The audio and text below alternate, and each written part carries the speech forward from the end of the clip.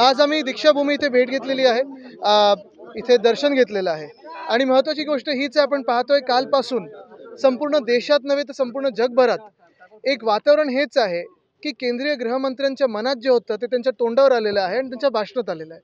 त्यांनी काल जो महामानव डॉक्टर बाबासाहेब आंबेडकरांचा अपमान केला, या देशाला ज्यांनी संविधान दिलं, या देशाच्या करोडो जनतेला ज्यांनी न्याय हक्क दिले, अधिकार दिले, त्यांचा काल अपमान केलेला आहे।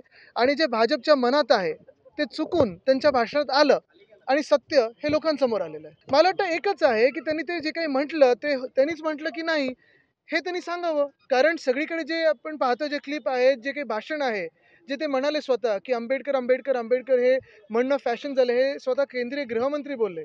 फॅशन म्हणजे काय? आणि पुढे ते बोलले की भगवानाचं नाव घेतलं असतं, देवाचं नाव घेतलं असतं तर स्वर्ग प्राप्त झालं असतं।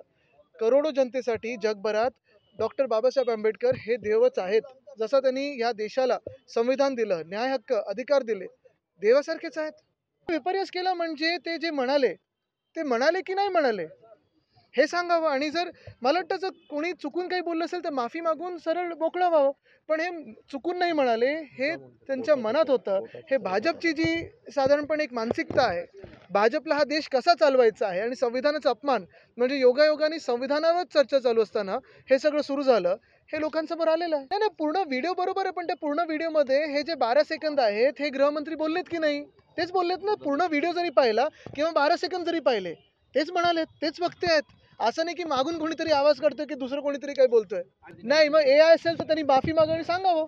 पण महत्त्वाची गोष्ट हीच आहे की डॉक्टर बाबासाहेब आंबेडकरांचा अपमान करणं हे त्यांच्या मनात होतं, ही भाजपची मानसिकता ही लोकांसमोर आलेली आहे। अन्यथा प्रधानमंत्र्यांनी त्यांना थोडे दिवस बाजूला तरी करावं, एक पश्चाताप म्हणून बाजूला। मला वाटतं तिथे मी बोललेलो आहे, हाऊसमध्ये देखील हा विषय घेतलेला आहे। मुख्य गोष्ट हीच राहते की जे त्या बोटीत बोट उलटल्यानंतर पाण्यात म्हणजे वाचवण्याचा प्रयत्न आहे, ते सगळे वाचवे ही पहिलं प्रार्थना राहील। आज शीत सत्र के तीसरे दिन अमित शाह के आंबेडकर वाले बयान के ऊपर काफ़ी ज़्यादा हंगामा देखने को मिला। इस बीच शिवसेना यूपीटी नेता आदित्य ठाकरे ने दीक्षा भूमि को भेंट दी। इस दौरान उन्होंने पत्रकारों से बातचीत करते हुए कहा कि केंद्रीय गृह मंत्री ने भाजपा की जो भाषा है उसे बोला है। साथ ही अंबेडकर, जो कि महामानव अंबेडकर संविधान निर्माता हैं, उनके ऊपर ऐसा वक्तव्य देश बर्दाश्त नहीं करेगा, उन्हें अपने पद से इस्तीफा दे देना चाहिए।